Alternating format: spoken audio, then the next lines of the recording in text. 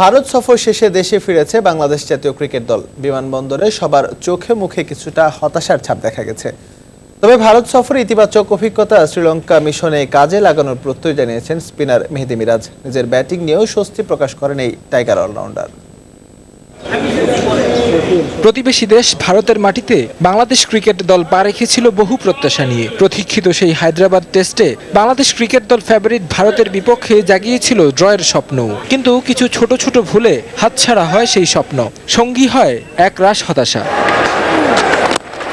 টানা দ্বিতীয় বিদেশ সফর থেকে কোনো জয় ছাড়াই দেশে ফিরেছে টিম বাংলাদেশ।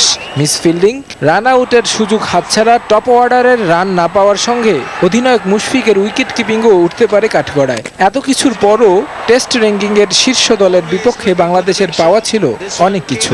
5 দিন বিরাট কোহলিদের চোখে চোখ রেখে লড়েছে টাইগাররা। মিস আসলে এটা পার্ট অফ ক্রিকেট, আর আসলে কেউ ইচ্ছা করে মিস করতে চায় না, আসলে হয়ে যায়। কিন্তু আমার কাছে মনে হয় যে তারপরও আমরা আসলে ওভারঅল সবাই ভালো ক্রিকেট খেলেছি, কারণ আমরা জানি যে ভারত এখন ওয়ার্ল্ডের 1 নাম্বার টিম, টেস্ট টিম। ওদের সাথে আমরা আসলে ভালোই ক্রিকেট খেলেছি। আশা করি সামনে আমরা আরও ভালো করবো ইনশাল্লাহ। অনূর্ধ্ব 19 বিশ্বকাপে টুর্নামেন্ট সেরা মিরাজের জাতীয় দলে কাঁপন ধরানো বোলিং হয়তো খুব সহজে ভুলতে দিবে না ইংলিশ ক্রিকেটারদের, কিন্তু এতদিন ব্যাটটা সেভাবে কথা বলছিল না মিরাজের হয়ে। ভারত সফরে সেই জটলাটাও খুলেছে, তাই না পাওয়ার মাঝেও মিরাজের চোখে মুখে স্বস্তির ছায়া। ব্যাটিং নিয়ে একটু হতাশ ছিলাম, কারণ আমি ব্যাটিংয়ে বেশ কিছু ইনিংস খেলেছি, বাট ওইরকম কোনো রান করতে পারিনি, কারণ আমি ওইরকমভাবে অ্যাডজাস্ট করতে পারিনি। বাট আমার কাছে মনে হয় যে ভারতের মাটিতে যে আমি ব্যাটিংটা আসলে আমার কাছে মনে হয়েছে যে আগের মতন ছন্দ পেয়েছি। সো আশা করি যে আসলে এটা আসলে আমার স্টার্ট। আমি বুঝতে পারতেছি এখন থেকে যে আসলে ইন্টারন্যাশনাল ক্রিকেট কীভাবে খেলতে হবে, ব্যাটিং করতে হবে। ভারতের বিপক্ষে একটিমাত্র টেস্ট খেললেও আগামী মাসে পূর্ণাঙ্গ সিরিজ খেলতে শ্রীলঙ্কা সফরে যাচ্ছে বাংলাদেশ। ভারত সফরে বাংলাদেশ দলের প্রত্যাশার প্রাপ্তি না মিললেও ভালো করার অভিজ্ঞতাগুলোই প্রেরণা হবে শ্রীলঙ্কা সফরে। তারেক হাসান শিমুল, সময় সংবাদ, ঢাকা।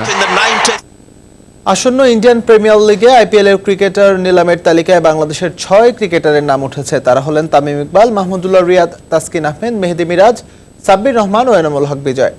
আগামী 20 ফেব্রুয়ারি অনুষ্ঠিত হবে আইপিএল এর 10ম আসরের ক্রিকেটারদের নিলাম। এরই মধ্যে নিজেদের পছন্দের ক্রিকেটারদের ধরে রেখেছে ফ্র্যাঞ্চাইজিগুলো।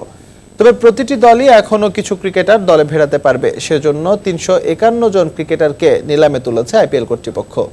বাংলাদেশের ঘরোয়া টি-20 লিগ বিপিএল এর এই 6 ক্রিকেটারই ছিলেন দারুণ ফর্মে। তামিম, মাহমুদুল্লাহ ও সাব্বির যথাক্রমে আসরের সর্বোচ্চ 3 রান সংগ্রাহক ছিলেন। এছাড়া বল হাতেও ছন্দে ছিলেন মিরাজ ও তাসকিন। তবে সম্প্রতি জাতীয় দলে না থাকলেও আইপিএল নিলামে আছেন এনামুল হক বিজয়। সব ক্রিকেটারেরই ভিত্তিমূল্য ধরা হয়েছে 30 লাখ রুপি। এরই মধ্যে কলকাতা নাইট রাইডার্স সাকিব আল হাসান ও সানরাইজার্স হায়দ্রাবাদ মোস্তাফিজুর রহমানকে ধরে রেখেছে। আগামী 5 এপ্রিল শুরু হবে আইপিএল এর 10ম আসর। বাংলাদেশ ক্রিকেট লিগ বিসিএল এর খবর। মঙ্গলবার বিসিএল এর 3য় রাউন্ডের শেষ দিনে 2টি ম্যাচই ড্র হয়েছে। চট্টগ্রামে পূর্বাঞ্চল ও উত্তরাঞ্চলের মধ্যকার ম্যাচটি ড্র হলেও প্রথম ইনিংসে এগিয়ে থাকার সুবাদে বোনাস পয়েন্ট পেয়েছে পূর্বাঞ্চল। যদিও 3য় রাউন্ড শেষে পয়েন্ট টেবিলের শীর্ষে রয়েছে উত্তরাঞ্চল। অন্যদিকে প্রথম ইনিংসে দক্ষিণাঞ্চলের বিপক্ষে লিড পাওয়ায় বোনাস পয়েন্ট পেয়েছে মধ্যাঞ্চল। চট্টগ্রামের জহুর আহমেদ চৌধুরী স্টেডিয়ামে আগের দিনের 6 উইকেটে 276 রান নিয়ে খেলতে নেমে বড় লক্ষ্যমাত্রার দিকেই এগোতে থাকে উত্তরাঞ্চলের ইনিংস। আগের দিন সেঞ্চুরির অপেক্ষায় থাকা নাঈম ইসলাম এদিন তুলে নেন তার ক্যারিয়ারের 20তম প্রথম শ্রেণীর সেঞ্চুরি। যদিও দলীয় 290 রানে সোহরাওয়ার্দী শুভ আঘাত পেয়ে রিটায়ার্ড হার্ট হয়ে মাঠ ছাড়লেও পরে আবারও ব্যাটিংয়ে নেমে আবুল হাসান রাজুর শিকার হওয়ার আগে করেন 59 রান। আর শেষ দিকে সানজামুলের 54 রানের সুবাদে 404 রানে প্রথম ইনিংস থামে উত্তরাঞ্চলের। 86 রানের লিড নিয়ে খেলতে নেমে পূর্বাঞ্চল তাদের দ্বিতীয় ইনিংসের শুরুতেই ধাক্কা খায় আগের ইনিংসের সেঞ্চুরিয়ান আফিফ হোসেনকে হারিয়ে।